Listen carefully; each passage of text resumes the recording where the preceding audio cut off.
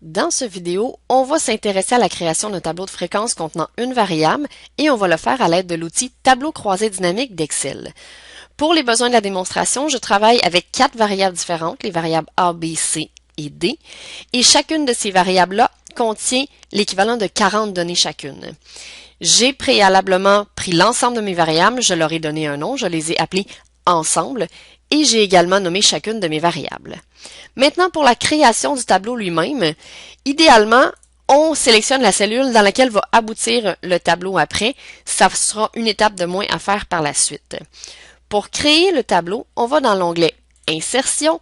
Dans la section Tableau, on va chercher l'outil Tableau croisé dynamique. On nous demande de choisir les données à analyser.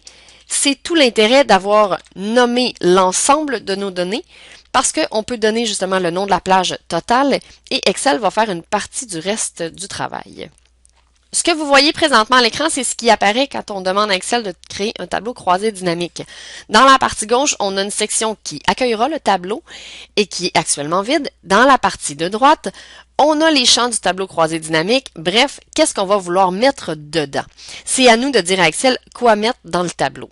Dans le cas qui m'intéresse, je veux faire un tableau de la variable A. Je vais donc prendre avec ma souris, avec le clic gauche, je vais sélectionner la variable A et je vais l'amener dans ligne. Pourquoi ligne? Pour que les valeurs de la variable A s'installent sur chacune des lignes de mon tableau. C'est la première colonne de mon tableau, celle relativement aux valeurs de la variable. C'est ce qu'on voit actuellement à l'écran. Maintenant, ce que je veux demander à Excel, c'est de faire le dénombrement des données. Donc, de me dire combien de fois il a vu le chiffre 3 dans ma série statistique, combien de fois il a vu le chiffre 4. Pour ce faire, je vais encore sélectionner la variable A et je vais l'amener jusqu'à la section Valeurs. Présentement, j'ai l'équivalent de 200 données dans mon tableau, alors que je sais que j'ai 40 données dans ma série statistique.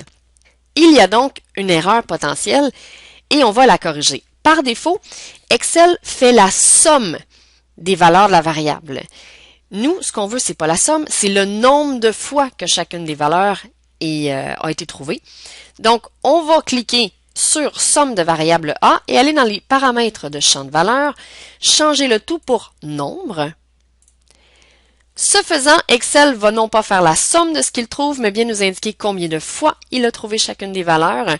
Et ce qu'on observe, c'est que le total est bel et bien maintenant de 40 données, ce qui correspond à la situation. Dans le prochain vidéo, on va s'intéresser à la suite, à savoir comment on fait pour prendre la zone de tableau et la rendre non dynamique, comment on fait pour la modifier et comment on fait surtout pour ajouter ce qui manque, à savoir les pourcentages cumulés, les titres de colonne et le titre général.